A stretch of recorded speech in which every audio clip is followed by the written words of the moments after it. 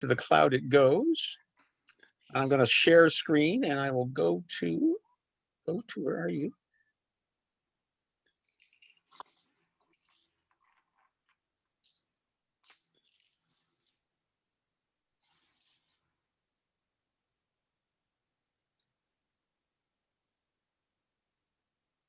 We go slide. Oops.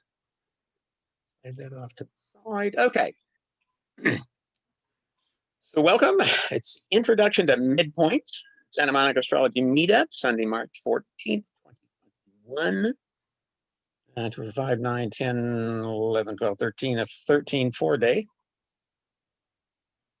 And Spencer and I are going to be doing it. So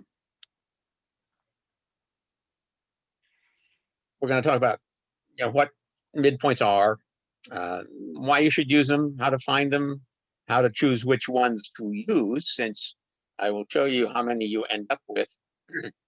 Also show you how to use astro.com. And then we have a couple of example charts that we're going to show you the actual application for some celebrities. Spencer, feel free to jump in anytime. Okay. Alrighty. Okay. So what's a midpoint? The classical definition in geometry, a midpoint is the point on a segment of a straight line which splits it in two equal halves, which is why it is sometimes referred to as a halfway point. In astrology, the midpoint is the zodiacal point halfway between two objects or points, planets, asteroids, ascendant, midheaven, lunar nodes, etc. in a chart. Now, if you think about it, with a circle, there will always be two midpoints. There's going to be the near one, the one that's splits the distance between the closest distance or shortest distance between the 2 points, and then one exactly opposite, which is called the far midpoint. Normally, if you're using any application to display midpoints, it's going to show you the near midpoint, not the far. Just know that there is a second midpoint that is exactly opposite that one. And that may, we'll talk about the significance of that as we get along here. All right. Here's some of my thoughts on why you should use them. Okay. The midpoint is where, for example, the midpoint between your sun and your moon. So let's say somebody has sun at 0 Aries and moon at 29, 59 Aries. The midpoint is going to be basically 15 Aries. That's the point where that energy of those two comes together. It's kind of like the balance point or the fulcrum on a teeter-totter. It's a potential point of equilibrium. But too much emphasis on one side weighs then the balance towards the other side. Can you see are you seeing my screen, the slideshow? Yes, yes. Okay, good. Just thought I should double check on that. So natal objects or points on the midpoint of two other natal objects or points create an aspect type of energy between the three. So, for example, if this person had, let's say they had Mercury at 15 Aries. So Mercury is on the midpoint of their sun and moon. Now, 15 degrees is way too much for any kind of an orb. So Mercury is not conjunct either planet. It's not semi-sextile either planet. But because it's on the midpoint of those two, now what you have is this, it's like a 3-planet stellium with Mercury in the middle. Not as strong as a stellium, but it's that same energetic concept. Are you following me? Feel free to interrupt and ask questions as we go along, because I want to make sure everybody is getting the point of all of this. Otherwise, yeah, you could get lost you can get lost someplace else. Now, Jim? Yes. Jim, are you putting Mercury at the midpoint of the Aries? Sun and moon, yes. Are you putting midpoint? Where does Mercury come in? I lost that. Okay, so started out by saying, I was explaining a midpoint where the sun is at 0 Aries and the moon is at 29, 59 Aries. Okay, so the midpoint of the sun and the moon is going to be 15 Aries. It's halfway in between. You with me so far, Spencer? Yes. Okay, So then I said, now, so we're talking about a natal object or point that's on the midpoint of two other points. So that would be, so like, let's say there's Mercury at 15 Aries, which is the midpoint in this theoretical chart where somebody has, the sun at 0 and the moon at 29:59. And now Mercury is right in the middle on that midpoint at around 15. Could be 14, could be 16. And so that's when you end up with this, what we call it, consider it like a direct midpoint where the two are, a planet. It's written Mercury equals sun moon. And so it's kind of like having that stellium with Mercury between the sun and the moon. So not as powerful, but it can create that. Now, if, for example, Mercury was making no aspect any other planet, it would appear to be an unaspected planet on the surface. But because it's on the sun-moon midpoint, now all of a sudden it's got that connection, allowing it a way to express itself through the sun and the moon. Now, when you start talking about transits, so what happens? Venus comes along, transits over the sun at 0 Aries. That activates not just the sun, but that sun-moon midpoint, which in turn activates Mercury. So transits to any of the planets that are involved in the midpoint, or they're sitting on the midpoint, can be activated by transits over any one of those points. I think you'll understand a little better when we get in and we look at a chart. Now, midpoints are also used in synastry. Composite chart, which I think you're probably all familiar with, is a midpoint chart.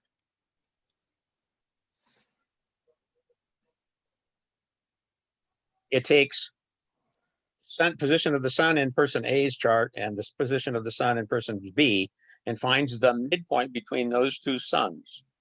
That is the position then of the sun in the composite chart. And it does that for all of the objects that are displayed in the composite chart. The angles are set up the same way. It uses the midpoint of the ascendant, typically, to establish the ascendant for the composite chart.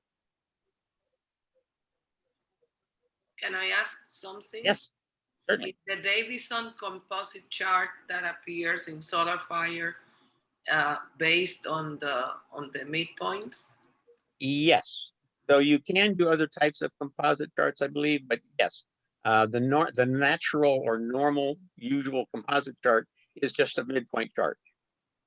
Is there any other way to compare them without the composite, the midpoint, instead of midpoint, comparing, ascendant to ascendant, sun to sun? Yeah, you can do a biwheel. Right. That would be the other way of comparing two charts.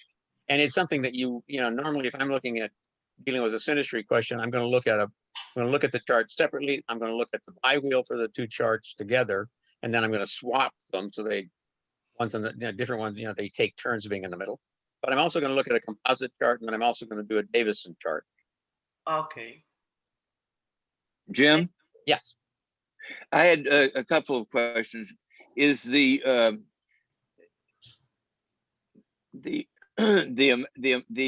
range of the thing it's only 1 degree on either side when you're dealing with midpoints? I would start using an orb of 1 degree on either side, yes. Okay, and the other question I had was, what about degrees other than, or aspects other than the conjunction? Yes. We're not going to really get into it probably too much, but yes, they do seem to work with oppositions and squares. Okay. But not. Okay, thank you. But not the other stuff. Okay. Okay. Yeah, thanks. Yep. Now, also in synastry, then you have the comparison of person A's natal planets with the midpoints in person B's chart. And so that if you find that Bob has sun that's sitting on Sally's moon Venus midpoint, that's going to make for very strong attraction. Mhm.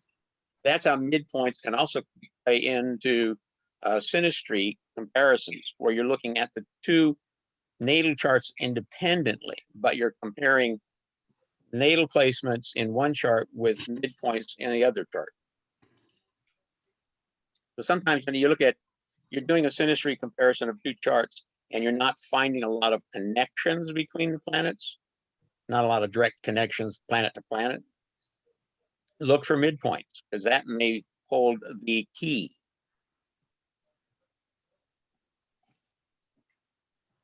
How do you find, choose, and evaluate them? Okay, so most astrology programs, including astro.com, can display the midpoints for an individual chart. And we'll show you how to get there and do it. Now, how do you choose which ones to use? That gets a little trickier. If you just use the 10 traditional planets, you will generate 45 midpoints.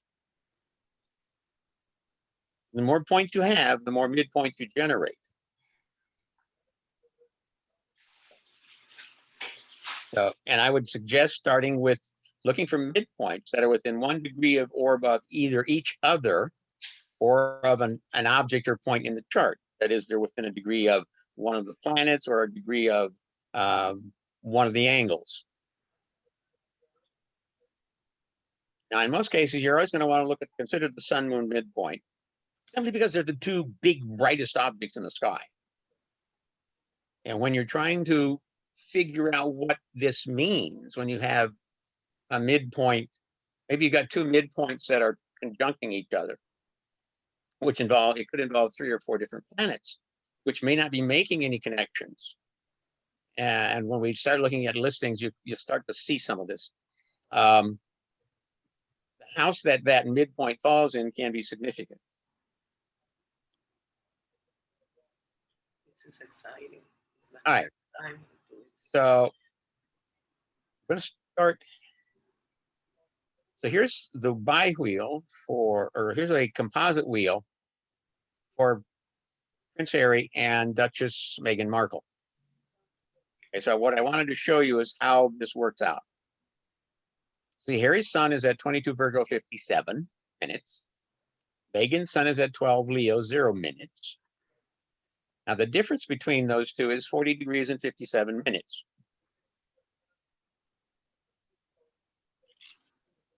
I did the math. You can double check me, but okay, so Meghan's sun is at 12 Leo, so there's 18 degrees left in Leo. And Harry's sun is at 22 Virgo, so you add the 18 to the 22 and you get the 40. Plus then Harry's got 57 minutes of arc. So then to find the midpoint, you split that in half. You end up at 20 degrees, 28 minutes.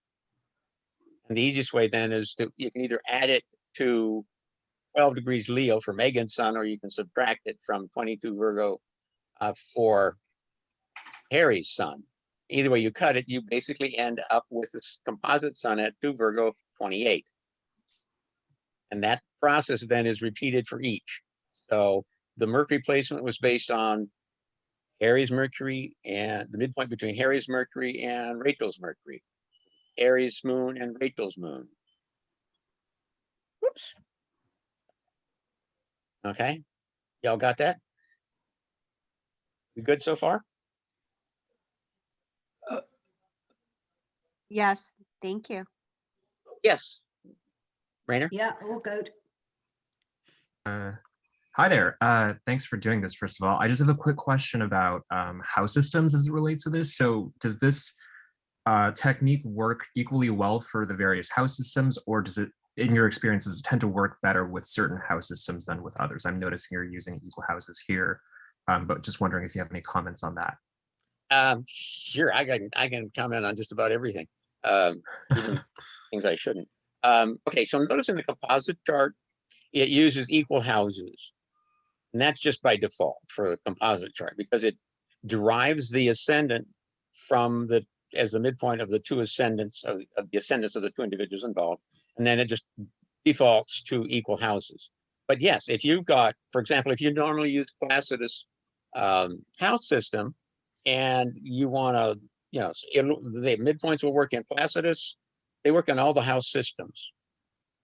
So Awesome. they, Thank they you. work fine in whatever house system you're comfortable using. Sweet. Thank you.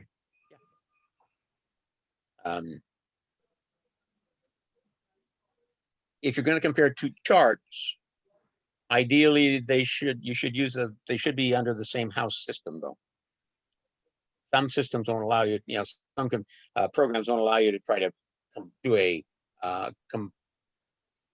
combine the charts with different house systems. So Jim, yes, this is Rita. Rita. Okay, I'm looking at the 12th house and I see a Mars and a Venus, and I see them in what?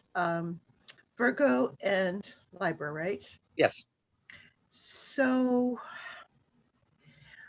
the 12th house is what again? The house, Well, it's about institutions. It's about secrets, self-undoing, things of that nature. but it About a lot of seems like stuff. would that show where they're compatible and they're very interested in people, the Virgo and the Libra, and being fair and helping others and all of Yeah, I think the fact that they have that close Mars-Venus conjunction with Mars at the 29th degree of Virgo and Venus at 0 Libra or Libra, depending upon the person's Yeah. yeah, I think that's an indication of why they are so involved with helping others. Because, like I say, the 12th house is about institutions. It encompasses people that are institutionalized, but also those who work in the institutions. Right. Work with them. So it encompasses that full range of things. So yes. And an institution can be bigger than when we think institutions. It can be countries or any group of things. What I always think of is what I was told many, many years ago. It's sort of like the Mars and the Venus are sort of the host and hostesses. And mine's all in the 9th house. And I find them very social and host, work as both the host and the hostess. And that's sort of how I see the two of them. Yeah, that can certainly work that way. Okay, just checking. Thank you. Jim, Okay. can I have a question? Yes, Cornelia. The Uranus squaring the sun, doesn't that kind of introduce their rebelliousness against, the institution? Yeah, the institution of the royal family, the firm. Yes. Uh-huh. Yeah. Interesting. We had that interview with Oprah since we've had the last discussion about Harry and Meghan. Yes. We got more information about them. Yeah. Yeah, I find their love story is quite interesting, and it's quite apparent when you see the two. Anytime you see the two of them together, their behavior is quite different from that of William and Kate. William and Kate now are more like an old married couple with 3 kids. Jim? You don't really see them holding hands in public or anything. Yes. When you have Uranus at 2 degrees of Sag in the second, doesn't that also, we often think that is a house of money, but isn't it also of what you hold as most valuable? So that would also point to some kind of most valuable, might be morality or fairness or some way of rebelling against the system, as Cornelia brought up.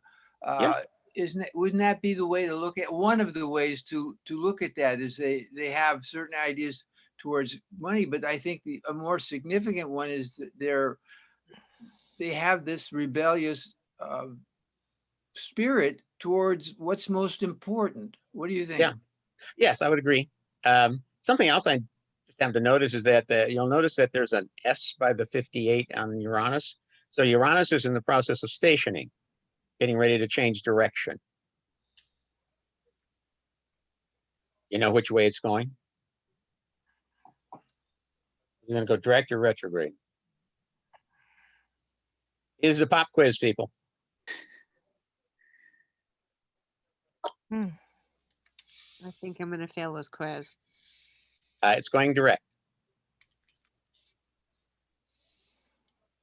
And it has been retrograde. It's in the process of going direct, which is interesting that you would see it that way in a composite chart, but yeah. I'm noticing that looks like their ascendant is the midpoint of their sun and Uranus as well. It could be pretty close to that, yes. Though it's not. Yeah, it should be. Yep. How can we tell that it's going The- direct? Well, let's see, is it though? Okay, let's see. 28 and 17 is 45. 6. Got 12, 32, 30, 42, 44. Not yet. It's close, not quite, but it's close, pretty close. Yeah. It just happens that way. Okay. Here. Oh, we're good on time, but I'll keep moving along. Okay, Jim? so here. Jim, Yes. one more question, please. Yes. You once did it, you talked about when charts are like half and half. Their chart was all on the left side. What does Yes. that mean?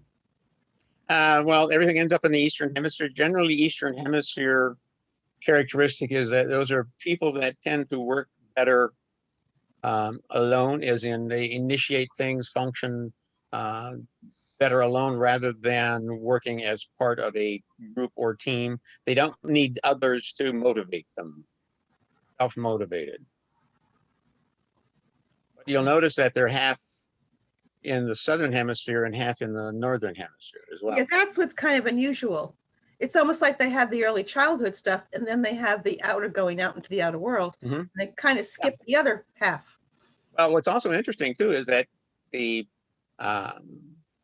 5 planets in the Southern Hemisphere, or the 4th quadrant, which is Southern Hemisphere, Eastern quadrant, are all the personal planets, and the 5 in the 1st quadrant, the North and East, are all the outer planets. Jupiter out. Hmm. Yeah, it's one of those signs. Hmm. Okay, so I'm sorry, James. Somebody had asked you how you can tell why the Uranus was stationing direct. Did you answer that? I'm sorry. oops, right. Okay. Well, the easiest way to tell is basically you look at the position of the sun. It's in Virgo. Uranus is in Sagittarius. Okay, so which direction are they moving in? They're moving counterclockwise. The sun's going to be going from Virgo to Libra to Scorpio to Sagittarius. Sun moves much faster than Uranus. And so it's Uranus is past the point where it would be retrograde. Basically, a planet is retrograde when it's opposite the sun. And depending upon the planet, it could be anywhere from 100 and around 100, 108 degrees to up to 140, 45 degrees, where the planet will station and go either retrograde or direct.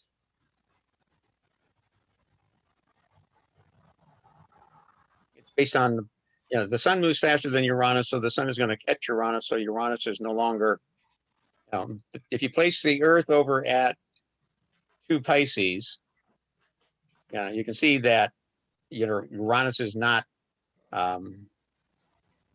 opposite the sun, and that which places it behind us. That's why planets appear to go retrograde, is because of the optical illusion that's created that way. So yeah, anytime a planet is basically squaring the sun, it's not going to be retrograde. And if it's changing direction,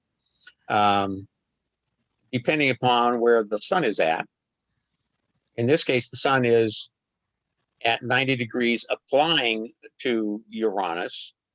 Therefore Uranus is going from retrograde to direct.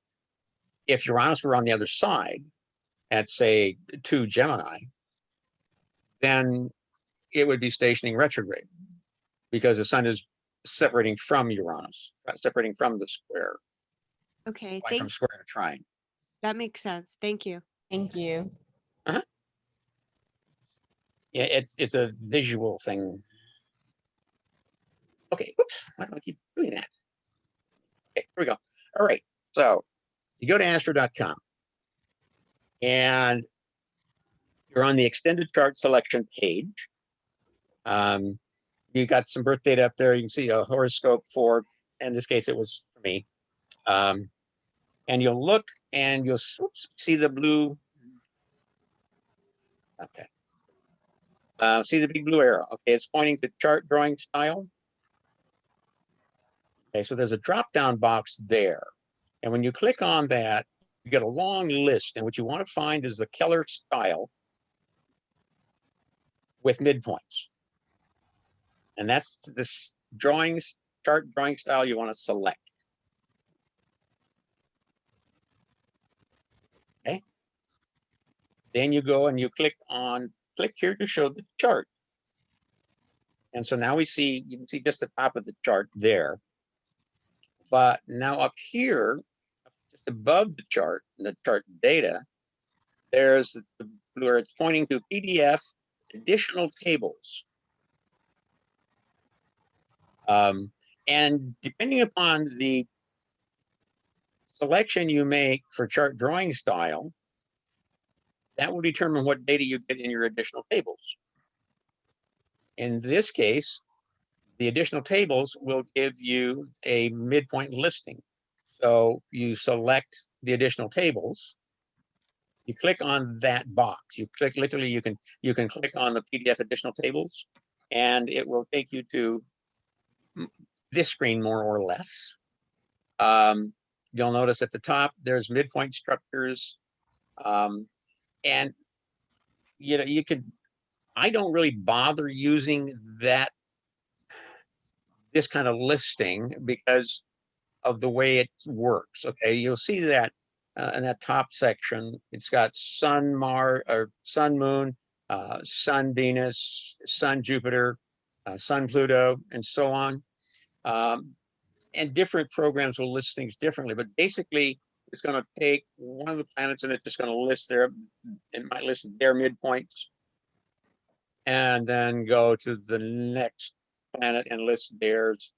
So it doesn't help you find midpoint connections. Okay. At the bottom, there's one tile with midpoints in 90-degree order. Now, if you're familiar with 90-degree dials, that's what you're talking about down there. When I'm looking at midpoints, I always start with a full 360 circle. It's my way of looking at things, and I think for me, it's a little easier because I like to know where things are in terms of where in the zodiac they fall. And so you see in this center one, it says midpoints in zodiacal order. Now, it's going to list not just the midpoints, but also all the points that it considered in determining the midpoints. So if you've got the 10 planets selected, it will generate 45 midpoints plus the 10 planets. So you'll have a total of listings of 55 separate items. Okay. So if we look here, you see the nice big blue. We got the north node in my case. And when the zodiacal order works, it starts with Aries and it just goes around the zodiac in natural progression, natural order, listing the things as they come up. So the first thing that comes up for me is my north node at 16 Gemini 27. Now that's my mean north node, not true. And then you'll see the next item it lists is you'll see Uranus and the north node. So the way midpoints are listed, it shows the two objects with a slash line between them. And so that's the Uranus north node midpoint at 19 Gemini. And then you see Uranus, 21 Gemini 33. And then it just goes along, filling it in from Gemini to Cancer, Leo, Virgo. Can I have a question? Yes. In the one that you were talking about, Uranus node, Yes. is a 19 Gemini. And Yeah. what does it mean? That is equal to Saturn, Pluto? No, it's equal. That's the midpoint between the North Node and Uranus. And the next column is a separate column, Saturn, Yeah, Pluto. the next column, yeah, that's the next column because the Saturn Pluto you see there, that's at 8 Leo 6. Oh, okay, okay. Yeah, so there's the two columns go together. One is the symbol and the second column is the zodiacal placement. So, and then the next pair, and then the next pair. So there's really 1, 2, 3, 4, 5.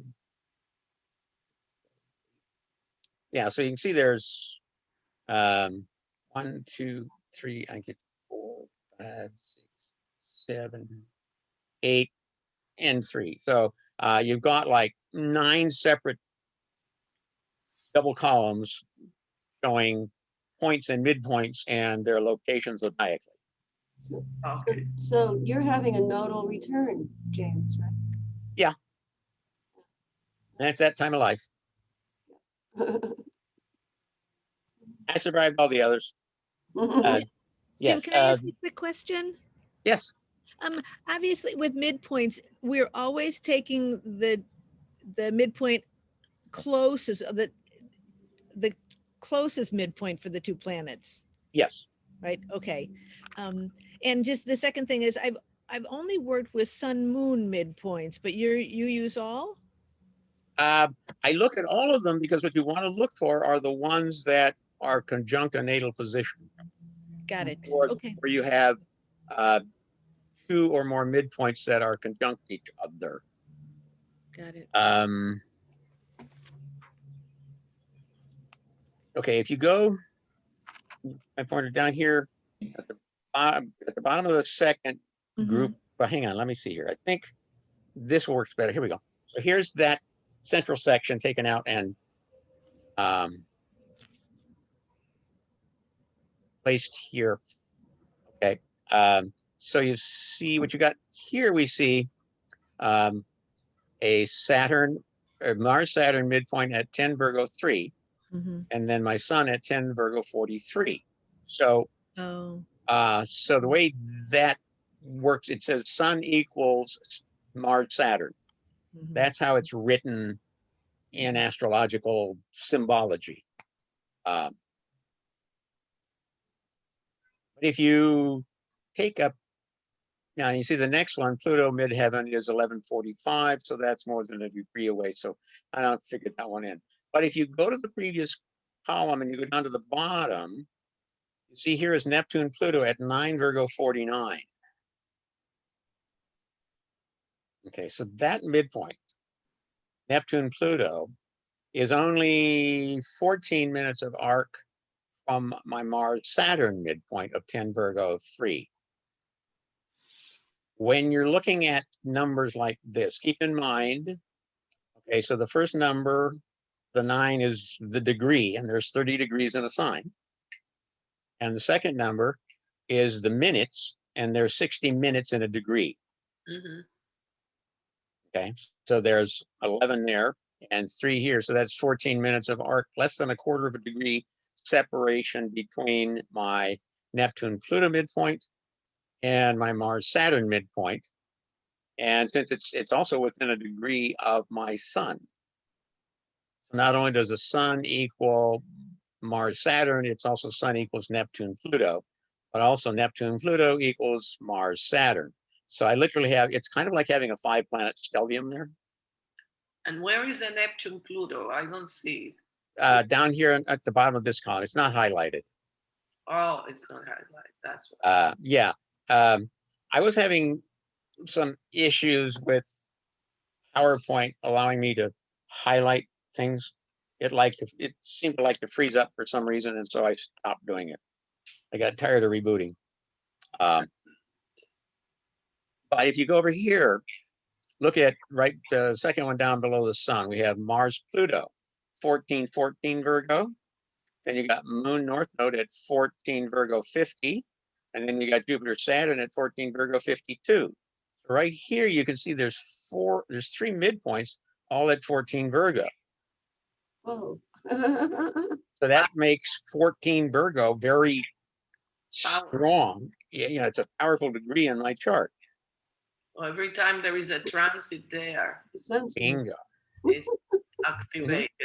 Yeah, and when you look into if you go to the next column, here we have Mercury, Jupiter at 28 Virgo 4, Sun, Mars 28 Virgo 26, and Mercury, Venus at 28 Virgo 35. So here's another trio. What happens in my case, since all of my planets are above the horizon, running from 7th house to 12th house, everything gets, all the midpoints fall within that same range as well. And so, the probability of my having, if you have planets that are clustered, the probability of your having midpoints that are conjunct each other increases. The more the planets spread out, the less likely that's to happen. Jim, Yes. I think you also should talk about the far midpoint at this point, because as we were studying my moon, and my moon doesn't have any midpoints on one side, which is in Aquarius, but on the other side is Leo, and we discovered that my moon had several, two at least, degrees from the Leo side. So the Leo at 2 degrees on that actually formed a midpoint to my moon. So that's I think that's kind of important. So like if we were talking about you, there's a lot of midpoints in Pisces to go with that. Isn't that correct? Yes. Okay. Even though I have not, so what you see there, and here's where it comes into play. Spencer's chart, it spreads out a little more, and well, you're actually your moon is opposite your other cluster, right? Yeah. So, and if you have planets spread out, then what's going to happen is you're more apt to have connections with the far midpoint as well. So you don't want to ignore the far midpoint. No, you don't. And what you'll have to do is a mental exercise of saying, okay, so I've got all this stuff at 14 Virgo. Do I have anything at 14 Pisces? Oh, hola. Nope. And you got, like I got stuff at 28 Virgo, but I have nothing. The one thing I have in Pisces is my North Node ascendant midpoint of 16 Pisces 48. Now, one of the, and probably for me, one of the more significant midpoints I have is the Venus equals my Sun Moon midpoint. They're separated by 5 minutes of arc. That's kind of like having the big three together, because Venus is the third brightest object in the sky. And so, the two luminaries and then Venus, basically they're all hitting right there together. I have a question too. If we look at your, where is this? Your Mercury, Venus, or your Mercury midheaven, or your Venus, Pluto, that would make a transit from Neptune, which is right now at 20 degrees of Pisces. Now that would be a transit to a midpoint. How does that work?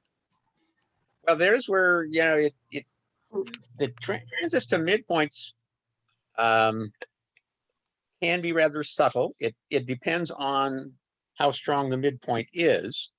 So what's happening here, what is it? You say Neptune's like at 20 now? Yes. Okay, so 20 Pisces equates to 20 Virgo. So I have my Mercury midheaven midpoints at 20 Virgo 46. And my Venus Pluto is at 19 Virgo 35.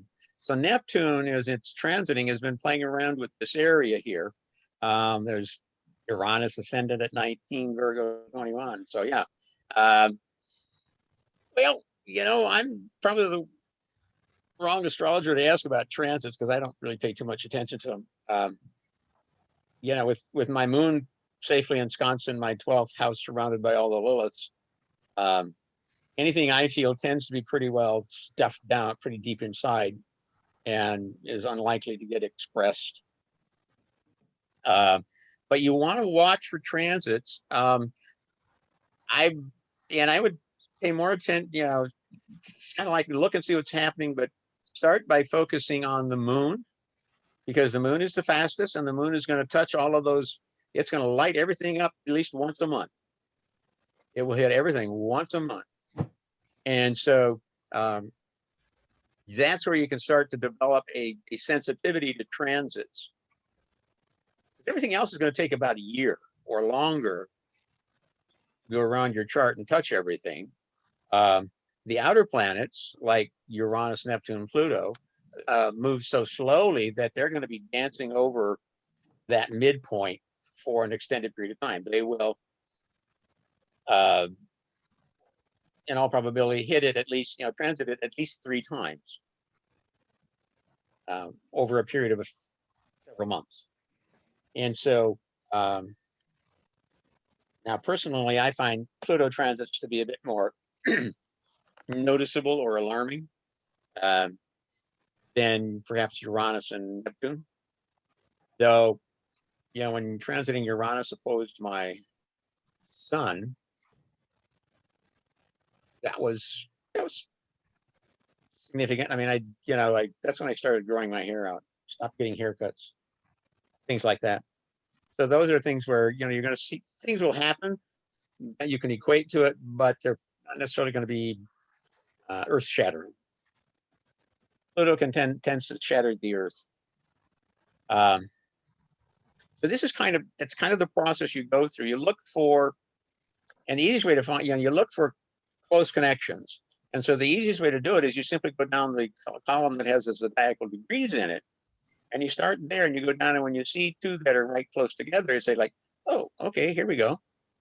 And then you look to see what are they, and then you move on to the next. And again, try to start with, look for something that's within a degree, because the studies that I've seen involving midpoints indicates that you can go up to 2 degrees, but certainly a 1 degree orb will make it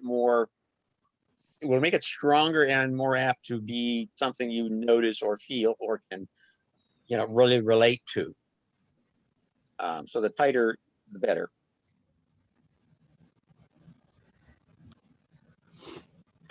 Okay. Oh, here we go. Midpoint Q&A review. So, all right. So you know what a midpoint is, right? Halfway between me and you. Kind of like, okay, so you're in line at the grocery store, you're maintaining the 6 feet of social distancing. The midpoint would be a yard in front of you and a yard behind the person ahead of you. Midpoint. So we showed how to find them on astro.com. If you try it and you're having problems, feel free to, you know, pop me an email and I will try to help you get through it. If you're using some software and you're having issues, I will be glad to try to help you, though if it's not something I have, I'm not sure how helpful I will be, but we can probably find a way through it. And the idea behind, you know, the most significant midpoints are going to be those that are either conjunct a natal planet or a natal point, or that are conjunct another midpoint.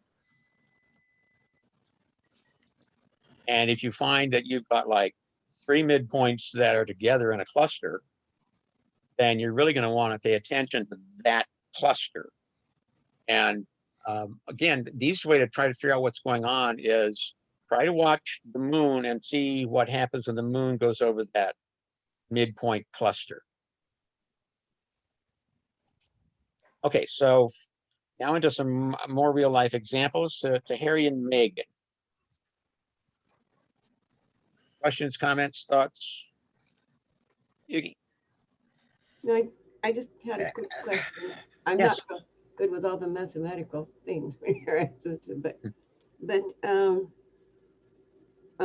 like in 2 charts, like I was taking my sun's and mine chart, and this may be too much but I was just kind of figuring out by hand what for example, tell me if this is too much, but for example, his sun in Jupiter is in 17 degrees of Cancer. My sun is in 14 degrees of Virgo. So I was taking the difference there. And And So yeah, that's 57 degrees. So you divide 57 in half, which is about 28 and a half, which puts it at around probably 15, 16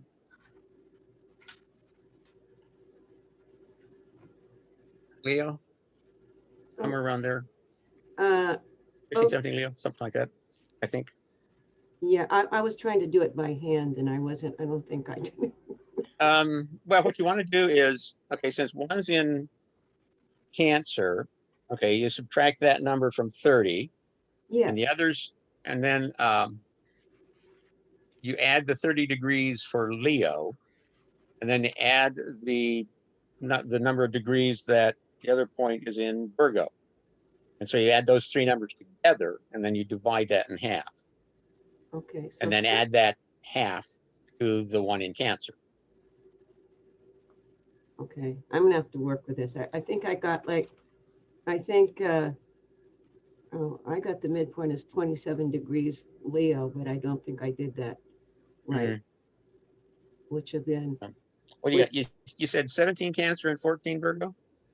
yeah, yeah, and I was trying to do it by hand because if I did it right, which I don't think I did, I got that uh, some connections with my Mercury is in 27 degrees Leo. Sorry, I'm just trying to work this out. Yeah, it would be more like, and his son, oh my goodness, sorry. Just 1 second. yeah, the midpoint's going to be more like around 15, 16 Okay, of Leo. okay. Because, yeah, he has a Venus and Saturn in 27 of Leo. And anyway, I just got to work with this. I guess work with this, not trying to. Yeah, if you go like on astro.com, you can print out midpoint listings for both of you, and then you can compare the two listings. Yeah, okay. Yeah. I just wasn't adding it right, trying to do it by hand. Okay. All right, so here's Thank you. some information on Prince Harry. Okay, so now for this example, there's 16 points that were used to generate this listing of midpoints. 10 planets, Chiron, the North Node, the South Node, the Ascendant, the Midheaven, and Black Moon Lilith. Can't leave the ladies out. And so what you got here is a listing of 136 items, which includes the 120 midpoints plus the 16 points that were used to generate the midpoints. So if you're using 16 if you're doing 16 points, you're going to get 120 midpoints. And so you can see that the more points you use, the larger the number of midpoints you get, which gives you more to pick from, but also makes it, get more cluttered or cumbersome, trying to find the significant.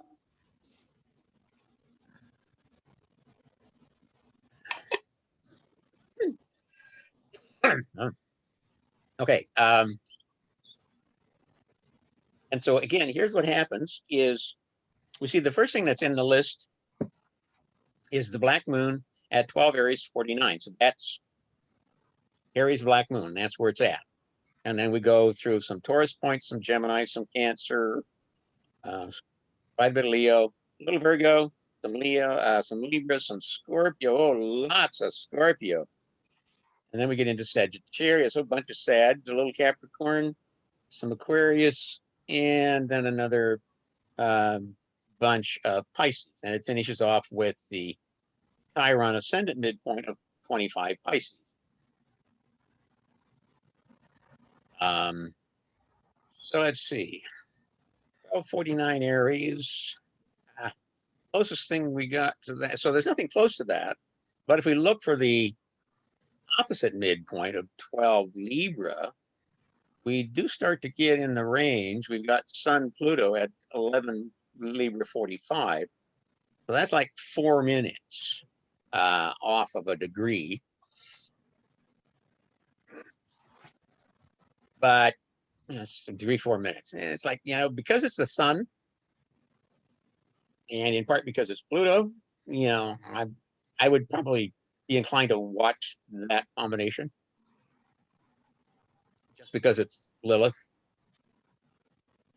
As you go through and you look, you can start to see where he might have some, a few clusters here. He's got North Node at 29 Taurus 38 and the Moon Chiron midpoint at 29 Taurus 57. So there's a fairly important connection there at 29th degree of Taurus.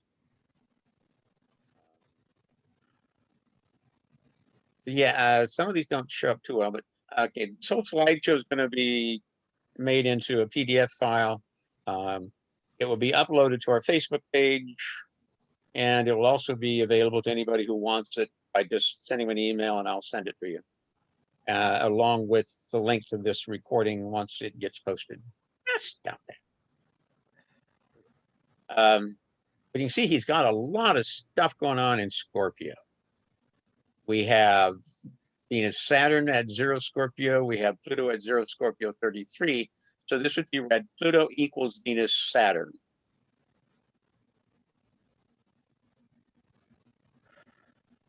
Now, because the Sun Uranus midpoint's at 1 Scorpio 25, you also have Pluto equals Sun Uranus. So here suddenly we have this 4 planets that are feeding into his Pluto at 0 Scorpio. Now, some other things you can do when you're trying to assess midpoints. Check the Sabian symbol for that degree, because there may be something there that will help you connect with transits or aspects to that degree. Got a couple at 1 Scorpio. There's 2. He's got 2 at 4 Scorpio. He's got 3 at 8 Scorpio up here at the top of the next column. There's a 12, a pair of 13s, a 14, 15, 2, 3 at 17 Scorpio. 20 at 21. Got 3 at 23 Scorpio. 25, 28, 29. He's got 3 at 29 Scorpio. Now, what's interesting about 29 Scorpio?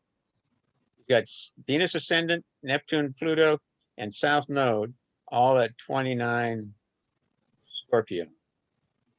Oh, and there's a 1, 2, 3. Oh, there's a 4th one, Mars Saturn at 29 Scorpio. So he has South Node at 29 Scorpio 38 plus 3 midpoints at 29 Scorpio. But he also has, of course, the North Node, which is exactly opposite the South, and the Moon Chiron midpoint at 29 Taurus, exactly opposite. So that 29 Taurus Scorpio axis becomes extremely powerful in his life. Could I ask another question, Jim? Sure. You may have said this already. I'm sorry if you did. Does Astro.com print out the circular chart with the midpoints? Do you know what I mean? The actual chart with the midpoints? I did not print a round chart with a midpoint showing midpoints in it. I think I was planning on doing it, but for whatever reason, I didn't get around to doing it. Okay. I will do one and add it to the PDF file. Okay, I was just curious because I didn't see that option on Astro.com, but I'll play around some more. Yeah, I don't know if you can do it in Astro. I know it's easy enough to do in SolarFire and possibly some other astrology programs. If any of you would, if you identify some midpoints and you'd like to see them in your chart and see how that looks that way, if you want to send me your information and the midpoints, I will be glad to generate your chart and send it to you, so you can study it some more. But but see, here's where here's what one way of an approach. Start with major clusters if you have something like that, and obviously with only 45 points display or 45 midpoints, you're probably not going to find a lot of major clusters. So if you want, so once you've seen that and you get familiar with what you're looking at and how to assess what you're looking at, then add in your favorite points that you always put in a chart, generate the midpoints, and now you can start looking for clusters. And you may find that there are some clusters of midpoints, for example, that you totally did not expect. Let's see, he's got, over here we have Neptune midheaven at 7, Sag 52, Jupiter Saturn at 8, Sag 12, Mars South Node 8, 17, and 12, 13, 14, 4 pair of that pair at 14, Sagittarius, at 16 Sag, 19, 20, 21, 22, pair at 25, at 28, at 29, 1, 3, 5, 7, 11, 15, 21, 27, and 29 Capricorn.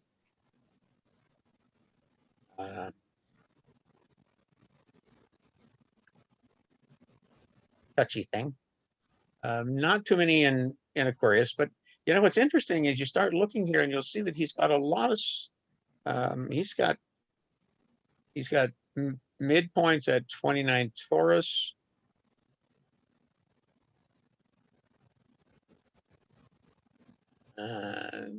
several at 29 of Scorpio, a 29 Sag, 29 Capricorn, the 29 Aquarius. So he's got several that are popping up at the 29th degree. So that in and of itself can also be significant. How is that, would that be significant? Well, it's the anaretic degree. It's the end of the sign. Yeah. And so transits over those points may be more noticeable than transits elsewhere, simply because it's at that last degree where it's going to be making this transition from one sign to another, because then the element and the mode things are changing. So, when it goes from Capricorn to Aquarius, it goes from cardinal Earth to fixed air. And so that you might feel that shift a bit more, especially if it's the moon, because the moon is going to be, in a transit, the transiting planet is doing the same thing, shifting from one sign of a particular element and mode into another sign of a different element and a different mode. And those elements are not compatible. They're not complementary. Hi, Jim. Can I ask a quick question on unaspected planets, which you brought up at the beginning? So it's more of like an interpretive question. So, I'm kind of looking through my own midpoints and, at least based on what you said at the beginning of our discussion, my son has, trines and things like Chiron and the midheaven and stuff like that. But otherwise, if you just follow the 10 planets and the Ptolemaic aspects, it's virtually unaspected unless you count like a conjunction with the North Node. So what I found is, my sun is within a degree of the Uranus-Pluto midpoint and the Neptune-Pluto midpoint. I'm one of those millennials with the Uranus-Neptune conjunction. How would you read something like that when you have, would you consider, how do you read something like that when, it's within a degree, it's otherwise unaspected? What would you say to something like that? Well, you're connecting it to some major outer planet high vibrational energies, and it's you could start by thinking of a 4 or 5 planet stellium. So it's going to be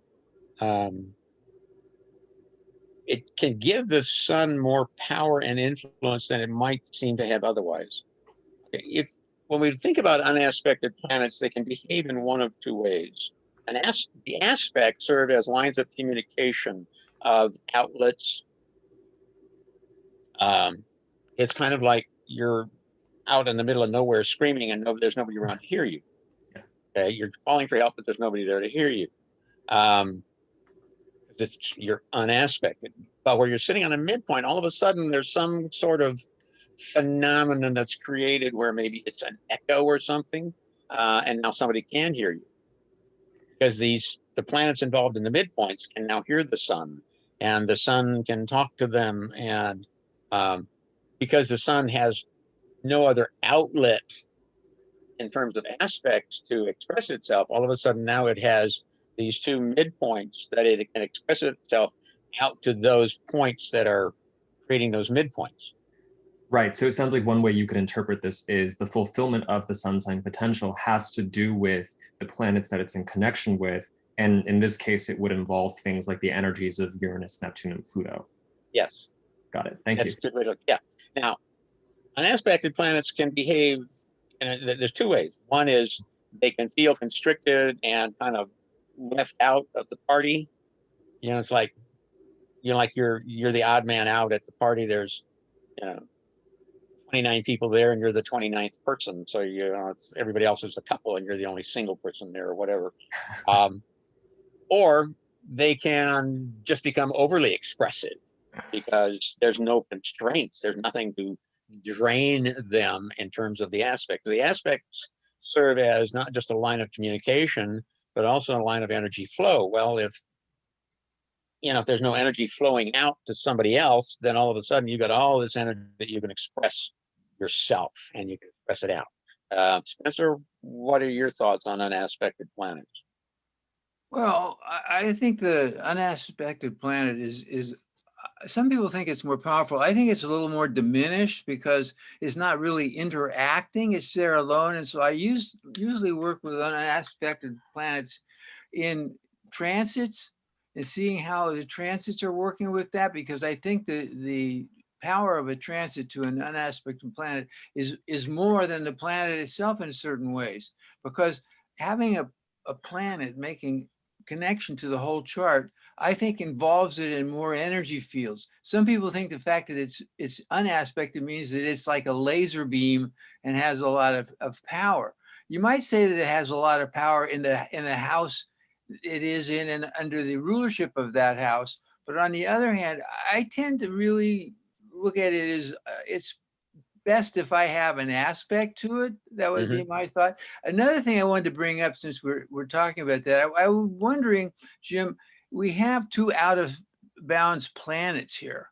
And I'm wondering what we think of out of bound planets in terms of functioning in a midpoint, because they're going to be making midpoints usually then to a planet that's inbounds. Does that have any difference on the power of the midpoint? I think it would.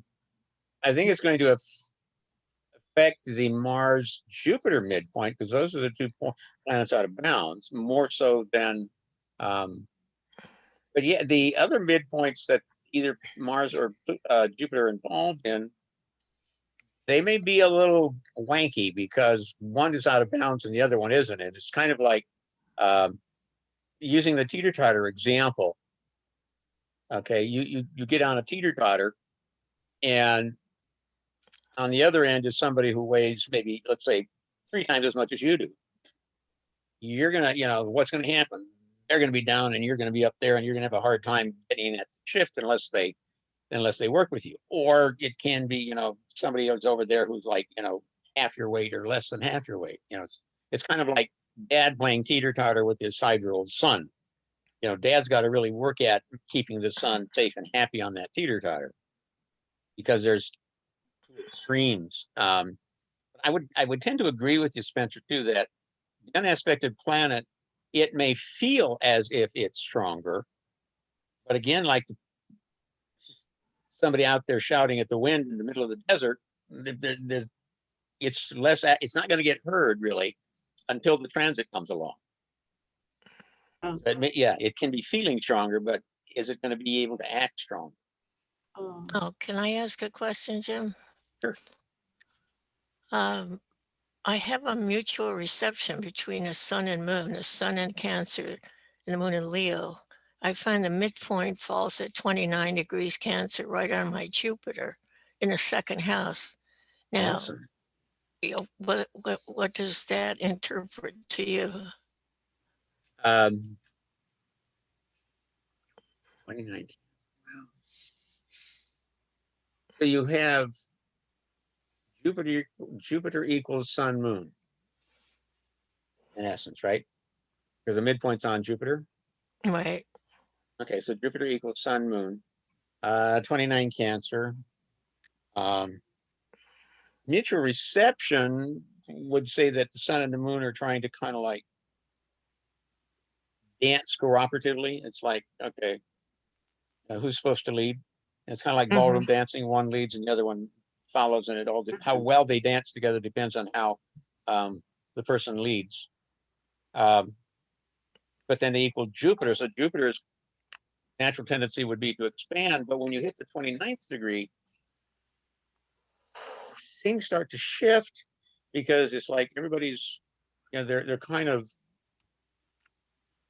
they can be less aware of where they are as they're more concerned about either where they've been and did they take care of everything, and see, oh, where am I going and what now? What's next? What can I do next? So it can take something that would otherwise be, could be very positive and turn it into something that can be more challenging, I would say. Particularly where you're dealing with the second house, which is values, finances, natural talents and the like. And, not knowing right offhand, but I might be inclined to just take a look at either the Sabian symbol or some other symbols for the 29th degree of, or 30th degree, the last degree of Cancer, to see, what sort of symbols are associated with that degree, to see if there's anything there. Yeah, yeah, very interesting. But yeah, it's I would say that it would be probably a bit more restrained than one might expect.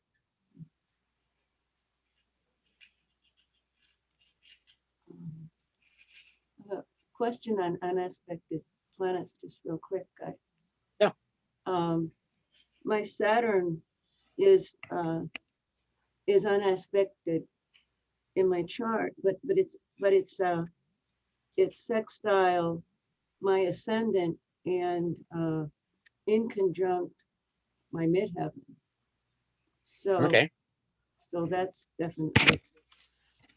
Yeah, so I would still consider it unaspected from that standpoint. Yeah. I would then look for, then that's when you start looking at minor aspects and midpoints as means of communication, of lines of communication. And when you start dealing with minor aspects, then you also get into that area known as harmonics. So there, because the reality is no planet, no point is unaspected. No planet is not connected somehow with everything else, because everything connects to everything else. The question is how. And so the trick is in finding it. And a sextile of 4 degrees would that count for Uranus? If it worked, if it works for you, it works for me. Okay. Yeah, it's sextile Uranus. So. When it comes to orbs, I'm pretty flexible, in the sense that, I use, I have my own basic system or approach that I use, but if you use, if you want to use something different, something wider, that's fine. I'm not that sensitive to transits, so that's why I tend to sometimes use tighter orbs. Okay, Zan, what have you got? Hi. I have kind of been away from astrology for a couple of years. Prior to that, I was pretty much really into it. My mother was an astrologer all my life. And she would always talk about the fact that she did not ever use Black Moon Lilith because she thought it was evil. So when my ears perked up when you said to watch the Aries Libra connection of Black Moon Lilith with Prince Harry's chart. What do you mean by that? Would you sense danger for him? No. See, I don't think of Black Moon Lilith. I don't think of Lilith as bad. Okay. In my world, astrology wise, let me limit it to astrology, because there are some people I would consider bad.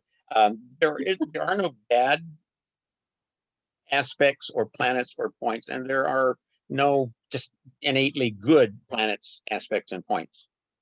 Everything has two sides to it, except rainbows. Okay, so, and we don't do rainbows in astrology. So, you know, of course, I'm partial to Lilith because I have all three of them conjunct my moon in the 12th house. So, but I don't think of her as innately bad. She can be. Any planet can behave in a bad, harmful, challenging manner, depending upon where it sits and what aspects it makes in a chart and how well you are embracing it. Pluto is Pluto's a nasty bugger until you come to accept him for who he is. True. Can I talk to this a little bit? Because I use the black moon a lot, and I use it. My first way of looking at it is the black moon represents, to a lot of astrologers, a strong feminine rage, or a strong rage of some kind that's either unconscious and you don't know why you feel this, or it's conscious and you feel that it's something that has really caused you to be upset by it. And this can also show points of depression at times when you have an aspect to it, when something's conjuncted. But I really think that the black moon, when you look at it, it is in fact the other point from the north nodes, or like the north nodes. And it's very, very interesting to realize that a lot of people don't. Lilith herself was a woman who had been forced by God to be with Adam, and Adam wouldn't let her name the planet, the enemy animals, so that she ran away. But I think when you look at what is going on here, the planet Lilith represents the repression of the female spirit. And unless you're someone that believes in being somewhat more Wicca-like and looking at. But I think that the black moon Lilith needs to be something. I think also that if you look, that it's involved with his healing process. It's also involved with his natal process with the north node.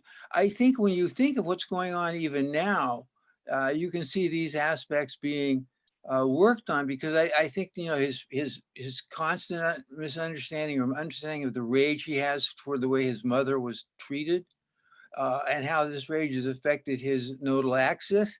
And I think it also affects the way that he heals himself, or takes care of himself, because he does have this inner force about feminine, or you can even say anima animus.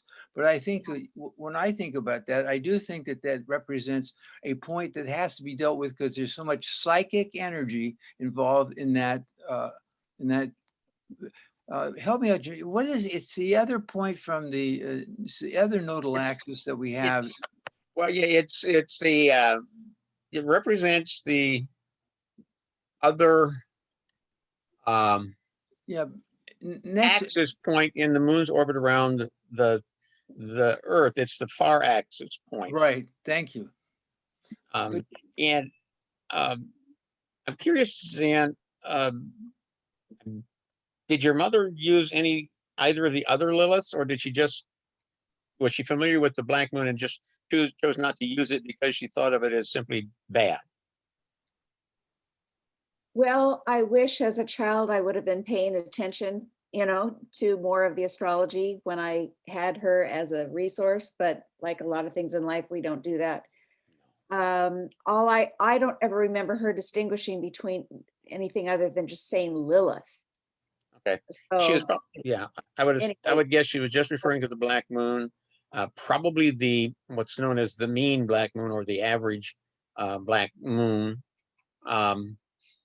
because the true black moon has only been really available in recent years, since the onset of computers and programming. The thing is that those two measurement points, the calculated the true black moon position and the mean black moon position can be 20, 25 degrees apart. So you have a great deal of play there where, where is this black moon energy in somebody's chart?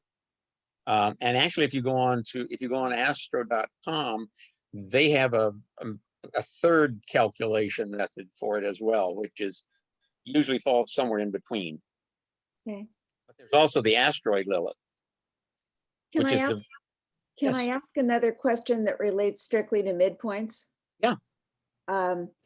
I usually find that I enjoy doing charts of babies more than any other charts, or charts of someone who's going to go for a job interview or that kind of thing. But I love to do charts for babies, for the parents, for the grandparents, because I feel like it actually makes the expression that we don't come with instructions false, because we do. Yeah. And so in using, I have not used midpoints. I've learned about them, but would you, instead of using a composite midpoint, a tri-wheel of the baby and the two parents, which I normally like to do to see where they have connections, would you instead use a composite midpoint chart of the parents and then put the baby's chart around that instead of the tri-wheel? Oh, if I were feeling, well, for me, there's no such thing as TMI in my world. Too much information. Okay, so I would be inclined to look at a tri-wheel, do a parental composite with the child around it, and then maybe do a family composite as well. Okay. But you might also want to look at a composite of the child and the mother with the father around it, and the child and the father with the mother around it, to see how is it, because the child comes into this family and all of a sudden things shift for everybody. Right. And if we're just looking at the first child, all of a sudden things change for both parents. And so how are the parents affected by this child? Right. Yeah. Could And then could I put in a plug here for my? Yeah, I was going to say, Zan, do you know Cornelia? I don't, but I just bought your book. There you Oh, go. really? Just got it delivered, and I haven't had a chance to look in it. I am very excited to look at it. All right. Okay, Since you like doing kitty charts, connect with Cornelia. Okay, go ahead, Cornelia. It's based on temperament and the idea that the baby's temperament is there when they're born, and how it fits in with the parents is whether the development is going to fit well and it proceed normally, or if it's going to be some dysfunction. Because we all know that when you have several children, they're totally different. And why is that? It's because of the difference in their temperament and who they get along with. Sometimes they get along or they don't.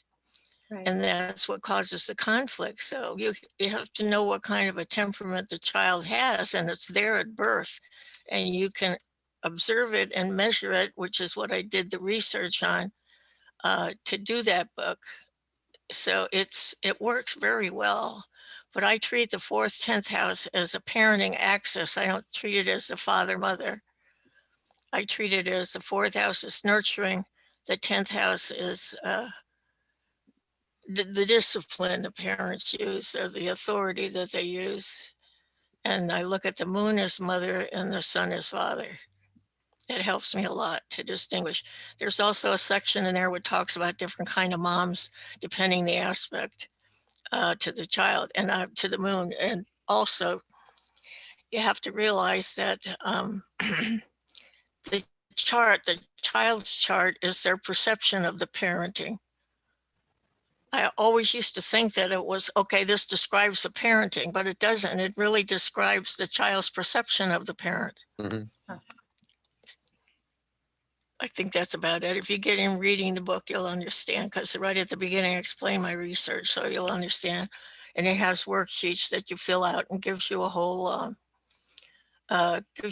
packet of information about how the child behaves, because temperament is the behavioral style of the child and the emotional way they usually respond to things. And is your email address in instead of here? the 4 humors that we have from the Greek. What? Is your email I'm address? sorry, I didn't hear you, Zan. Is your email address in here so that I can get a hold of you if I would like to? In your book?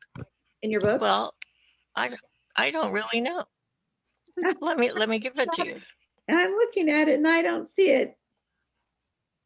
You're incognito. No, I don't think we put it in there. Well, Okay, but let me give it to you. great. Okay. I'm ready.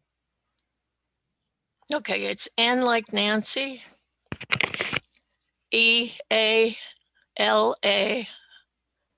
6325 at Yeah. netzero.net. Okay. Netzero.net. Okay, thank you All very right. much. Thank you. Sorry. Yeah, if you have to any take- questions, you can always email me. Oh, I'd love to. Thanks. Great. Thank you, I Cornelia. also teach this class on Kepler. I'm teaching this class on Kepler right now. Oh, okay.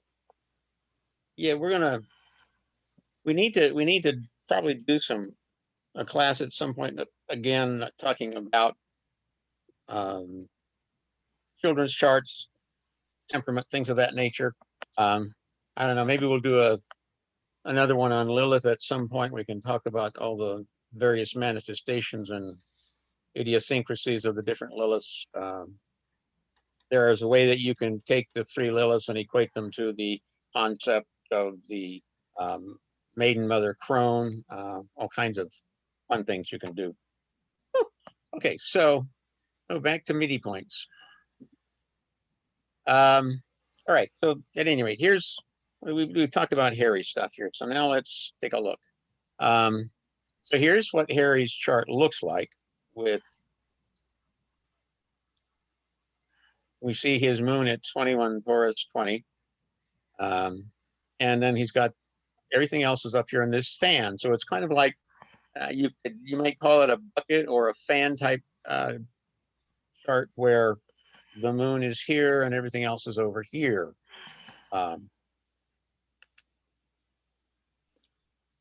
so the moon becomes Yeah, very, so all the energy gets blown out into the moon, right? Use Yeah. it like a hose. yeah, the moon is in control.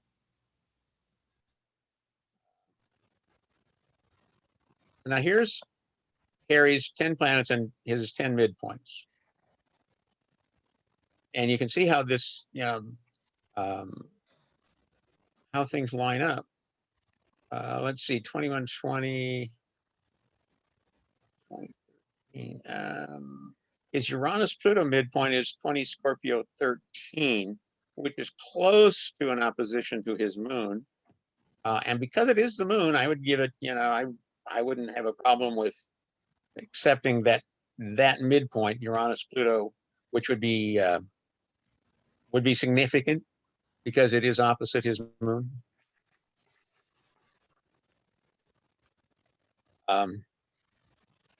Now here's Megan's chart. Megan also has Mars out of bounds. So you see, Harry has Mars out of bounds south, indicated by the minus in front of the 25 degrees 4, and Jupiter at 2330. Megan has Mars at plus 2336, which is north. So it would be considered contra-parallel to her Jupiter because they're both at 23 degrees. But notice how her chart is all contained within, it's within less than an opposition here. It goes from Mars at 11 Cancer to Neptune at 22 Sagittarius. So that's 120, 100.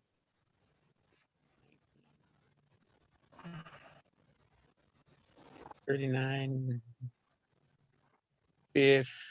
60, 161, 62 degrees. So we can, you can expect that her midpoints are going to be clustered in here. Notice she's got a real tight cluster here with Moon, Saturn, Jupiter at 4, 5, and 6 of Libra. So you can expect a cluster of midpoints in that area as well. And so here's her midpoint listing. It starts with Mars at 11, Cancer 26, ends with Neptune at 22, Sag 19, and everything falls in between. Here we see it. We've got the moon at 4 Libra 53, Sun Uranus midpoints at 4 Libra 1. Here's moon Saturn at 5 Libra 22, moon Jupiter 5 Libra 47, Saturn at 551, Jupiter Saturn at 616, and Jupiter at 640. So there's that really powerful cluster there. She's got a couple over here at 5. So now we go to the next step. This is going to do. Okay. What we have here is something that you get with solar fire. That's the way solar fire handles it. So what we see up here in the top group, we see Aries planets and midpoints, with Megan's planets identified by the letter B. She's the B chart, meaning that it was a bi-wheel with Harry on the inside. Now, the only thing you're going to see is just Megan's planet. You're not going to see her midpoints.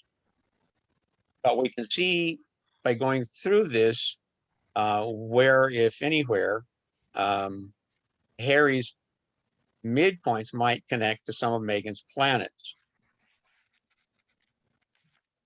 Moon Venus at 4 Leo 31, pretty good with her Mercury at 5 Leo 35. I'd give it. Her Sun's at 1159 Leo. His moon Pluto is at 1056. I'd give that one too. Here's her Venus at 13 Virgo 8. His Sun Mercury at 14 Virgo 4. So that's how you kind of go through and read this. And then this bottom grouping is just reversed. Aries planets are identified with the B. And so the first one that shows up is his moon at 21 Taurus 20.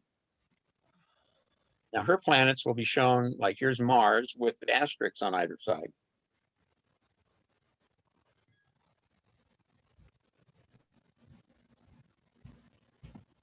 But now we start to see her midpoints. Because of the way Harry's planets are laid out, you don't really see too much of a connection until we get over here to Mercury. Here's Harry's Mercury at 5 Virgo 12. Her moon Mercury midpoint is at 5 Virgo 15. And her Mercury Saturn's at 5 Virgo 44. Whoops. And so you can start to see where there's a strong, and she's even got Mercury Jupiter at 6 Virgo 8, which is still within a degree. So there's a strong Mercury connection between Harry and Meghan that might not be seen otherwise, because his, see, her Mercury is at 5 Virgo, or his Mercury is at 5 Virgo 12, and her Mercury is at 5 Leo 36, which is a semi-sextile. But normally, if you're not looking for minor aspects, you're not going to see it. Here you can see how her, how their Mercuries connect. So you just kind of like, you go through and you start highlighting the ones from where his planets are making connections, or up at the top you would connect her planets, the B planets to the midpoints. And below you connect, again, the B planets to the midpoints, realizing that here these are Megan's the B planets in the top are Megan with Harry's midpoints. And in the bottom chart, it's Harry's B planets with Megan's midpoint. So what I did, I went through and identified some key ones. So her Mercury equals his moon Venus. Her Sun equals his moon Pluto. Her Venus equals his Sun Mercury. Her moon equals his Sun Venus. Her Saturn also equals his Sun Venus. And Harry's Mercury equals her moon Mercury and Mercury Saturn and Mercury Jupiter. His Venus equals her sun Neptune. Well, hello, Harry. Any question why he was so taken by her? Neptune. Pluto connects to her moon Uranus and Saturn Uranus and Jupiter Uranus. And his Saturn to her moon Neptune and his Uranus to her Uranus Neptune. And there's others, but these are just some that I picked out to highlight. And this is how you can start to see where in synastry, connections between person A's planets with person B's midpoints and vice versa start to really add more glue or conflict to the relationship. Sometimes you can look at charts and you really don't see any kind of a conflict or any warning signs. But when you start to look at midpoints, you might suddenly see some things that, might be some issues, some watch out points.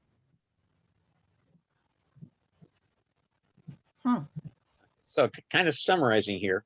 So midpoints are the halfway point between two objects or points in a chart. Composite charts used in synastry are midpoint charts. To begin with, I recommend using a 1-degree orb. If you're comfortable and, depending on how your level of sensitivity to transits, if you want to go beyond that, yeah, but I wouldn't go more than 2. Any midpoint within orb of a natal planet or point. And don't forget midpoint to midpoint. Now, here's something to kind of keep in mind, depending on how much work you want to do, how many midpoints are going to be created. Okay. This is how it works out. It's a simple kind of a math basis, but you got 10 items, the 10 planets, for example, and you start with the sun, it will have a midpoint with the 9 other planets. Then if you go to the moon, it's going to have a midpoint with the 8 remaining planets because you already got the sun, moon. And so it goes down. And so you simply run the numbers add the numbers from 1 to 9, you get 45 midpoints from 10 items. You add the numbers from 1 to 10 and you get 55 midpoints for 11. And you get 66 with 12 and 78 with 13 and 91 with 14 and 105 with 15 and 120 with 16 points. And so you can see how it quickly gets, it can almost get almost overwhelming. But the other thing is it can help, when you've got that many, clusters will really stand out. And those clusters, particularly if they're within 1 or 2 degrees, can create a very sensitive point for transits. And then to check it out, you simply start with the moon, because you're going to get a hit every month on that. And if there's a transiting planet that comes to that, then really watch that closely to see what's going to happen. And here's a list of some resources. There are some books written about midpoints, not a whole lot, and you'll find that there will be some differences in them. There's Asteroids and Midpoints by Emma Beldonath. Midpoints, Unleashing the Power of the Planets by Michael Moncasi.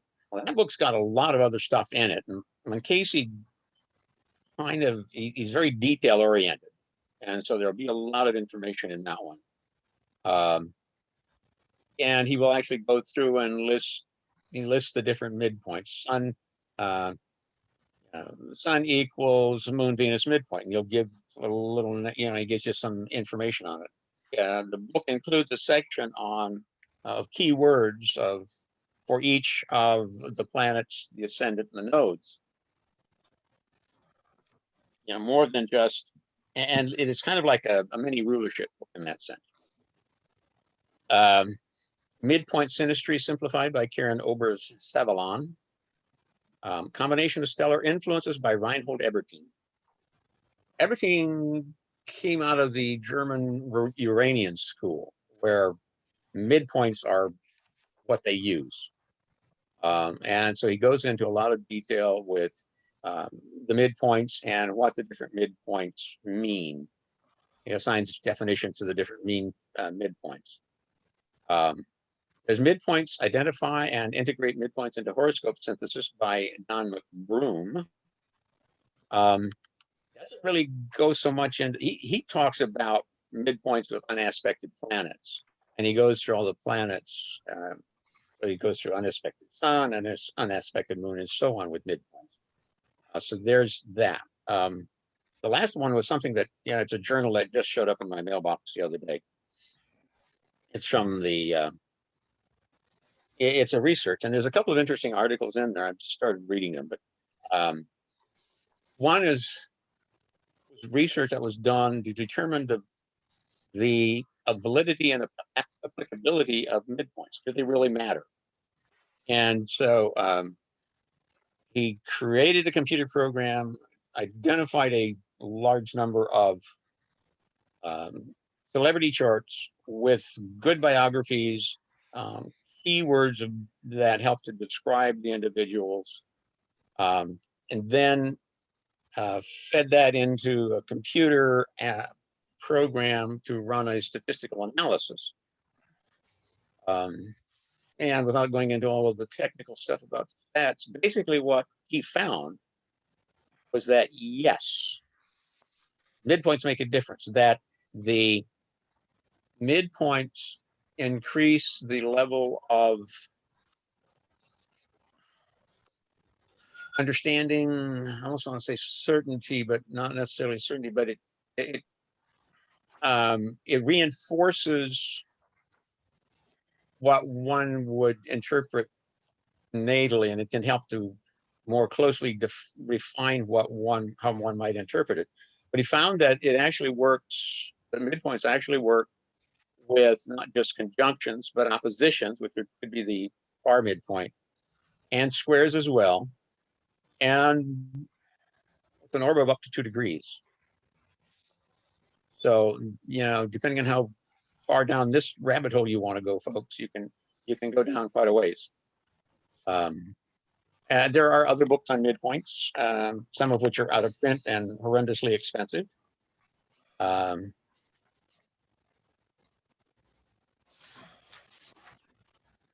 Oh, here's some information on our future meetups. Okay, so next month, it's April 11th. It's the second Sunday, Sunday after Easter. We have a guest speaker, Kaya Lamir. She's a Vedic astrologer, and she's gonna give us a little introduction into Vedic astrology and some of the differences and similarities. And I'm fascinated personally by Vedic astrology, and my curiosity, I guess, in part is how they look at houses, because they use some of the same things, but they add or change the meanings a little bit with some things. And I think that we could probably, as Western astrologers, gain some added insight by testing out or using some of their definitions or terminologies for things, like the houses and the nodes in particular. May 9th, Mother's Day.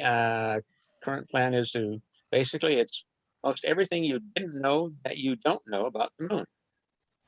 So we're going to be talking about the moon, and we're talking about things that you probably didn't know that you don't know. And June 13th, current plan is to talk about planetary containment. And when you think containment, the classic example is going to be a 3-planet stellium. It's a matter of who's in the middle.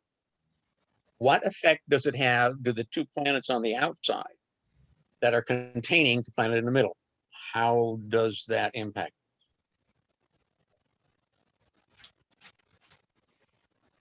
If you've got ideas for other stuff that you would like, please let us know. Big thank you to everybody. Thank you for joining us, for your continued support over the years. We are up to our 15th anniversary since Spencer and I took over. Oh, wow. And we currently have over 880 members. Oh, And, you know, we're international. We got people from other places than just the LA area. So I'm real happy with that. Again, if you want slideshow, I'm going to add a chart with Harry's chart showing some, maybe what I might do is, I'll figure it out. I'll add a chart with showing midpoints along with the natal planets, so you can get give you a visual conception of the midpoints displayed in a chart. And then I will upload it to the Facebook page, and I'll send out a message through Meetup letting everybody know that it's available to anybody who wants it. And when the video of this gets processed and uploaded to YouTube, I will send out the link for that as well. Let everybody know about that. Oh, and then yeah, it's like 2 o'clock, so I'm gonna. This is kind of like an added bonus for you to play with. This is a bi-wheel of Prince William and Prince Harry. Oh. And then here's William's midpoints with Harry as the B planets. Because, you know, at times there seems like there's some disconnect or conflict between the two boys, and which is not to be, you know, it's not unusual. I mean, after all, they are brothers. And then here's the swap, you know, Harry's points and midpoints with William's planets. And I've added some of the key ones that I found down below. Here we go. Hey. Yay. Where are we? Hang on. Oh, yeah, hang on. I gotta find me here. Okay, hang on. You come back up here. Come here. Oh, there it is. Stop sharing. Okay, there it is. Oh, we're back. We're back. Everybody's here. Hello. Hey. Well, again, I want to thank everybody for showing up, for sticking with us, for supporting us. It's been fun. And if you have suggestions for future topics, let us know. I've got some ideas rolling through my head. At some point, I'm going to do one on serial killers. So, but it may be an October special. Serial killers are fascinating. There has to be something going on there. All right. And I'm particularly curious about whether, you know, one can see a distinction between typical male serial killers and female serial killers. Their motives tend to be rather different, though similar in some ways. Okay, anybody got any last minute thoughts? Questions? I just want to thank you. It was a great class. I really got a lot out of this. I've never looked at midpoints really, not too much. I haven't. Yeah. Thank you so much. It was You're awesome. also welcome. Thank you for your questions, your support, your interest. And you know, if you think of a question or you need some help doing a chart or something, you know, you got my email, so just let me know. I'm around and sometimes checking my email. So yeah. Okay, everybody. Thank you very much.